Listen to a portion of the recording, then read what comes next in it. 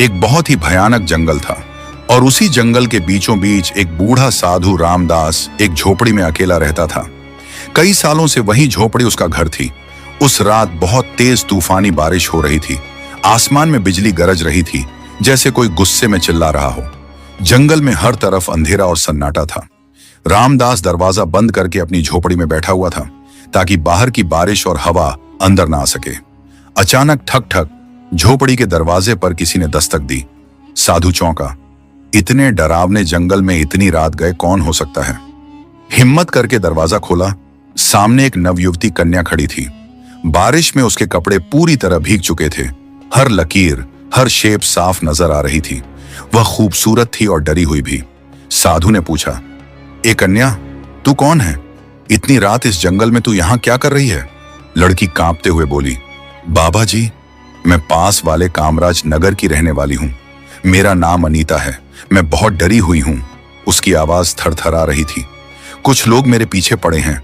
वे मुझे मारना चाहते हैं, मेरी इज्जत लूटना चाहते हैं। मैंने अपनी जान बचाकर यहाँ तक भाग कर आई हूँ। कृपया मुझे बचा लीजिए। रामदास ने उसे अंदर बुला लिया। उसके लिए चटाई बिछाई और एक दिया जलाया।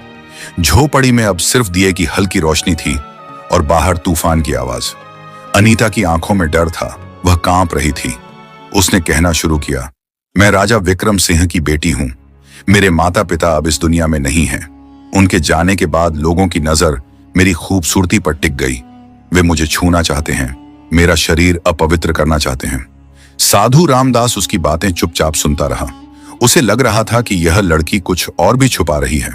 क्या उसका यहां आना सिर्फ इत्तेफाक है? बाहर तूफान बढ़ता जा रहा था। झोपड़ी के अंदर सिर्फ दो लोग थे, एक बूढ़ा साधु और एक जवान कन्या। कुछ देर बाद अनीता बोली, बाबा, मैं बहुत डरी हुई हूं। क्या आज की रात आप मुझे यहां रहने देंगे? रामदास ने उसकी तरफ देखा। उसकी आंखों में मासूमियत और डर दोनों थे। बूढ़े बाबा ने कहा, हाँ बेटी, हजरात, तुम यहीं रहो। ये झोपड़ी तुम्हारी भी है। अनीता छटाई पर लेट गई। साधु रामदास उसे देख रहा था। वह खुद को रोक रहा था, मगर उसके मन में कुछ चल रहा था। कुछ अजीब, कोई हलचल, कोई बेचैनी। उसने आंखें बंद करके सोने की कोशिश की, पर नींद आंखों से कोसों दूर थी। अनीता की भीगी हुई छवि बार बार उसकी आंखों में तैर रही थी। दिल की धड़कन तेज होती जा रही थी। इसी बेचैनी में सिसकियों की आवाज आई। रामदास चौंक गया। वह झटपट उठा और अनीता के पास गया। देखा कि वह लड़की रो रही थी। उसने नरम लहजे में पूछा, ए अनीता, क्या हुआ? तुम क्यों रो रही हो? लड़की ने कांपते हुए जवाब दिया, मेरे साथ कुछ ऐसा हुआ है जो मैं किसी को नहीं